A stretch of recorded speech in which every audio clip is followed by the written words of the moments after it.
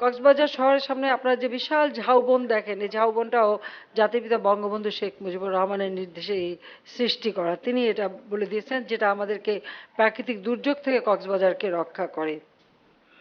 কাজে এই এলাকাটার সার্বিক উন্নয়নটা এবং এলাকার মানুষগুলির জন্য কাজ করা, এটাই আমাদের আহ, লক্ষ্য।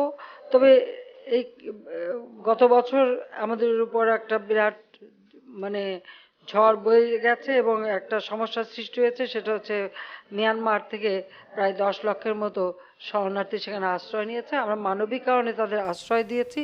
তবে মিয়ানমারের সাথে আমরা আলাপ আলোচনা চালিয়ে যাচ্ছি, একটা চুক্তিও করেছি এবং আন্তর্জাতিক সংস্থাগুলিকেও আমরা অনুরোধ করে যাচ্ছি যে এদেরকে তাদের নিজের দেশে যেন ফেরত নিয়ে যায়। কারণ তার ফলে আমাদের স্থানীয় লোকগুলিও কষ্ট পাচ্ছে, তাদেরও যেমন চাষ উপযোগী জমি নষ্ট হচ্ছে, আমাদের গভীর বন নষ্ট হয়ে যাচ্ছে, প্রাকৃতিক ভারসাম্য নষ্ট হচ্ছে। আর এই মানুষগুলিও মানে ওখানে অনেক প্রায় 40,000 ছোট্ট শিশুই জন্ম নিয়েছে। কাজে এরা ক্যাম্পের মধ্যে কষ্টের মধ্য দিয়ে জীবনযাপন করছে। সেজন্যই আন্তর্জাতিকভাবে সকলেরই উচিত যে এরা যেন নিজের ভূমিতে নিজের দেশে ফেরত যেতে পারে।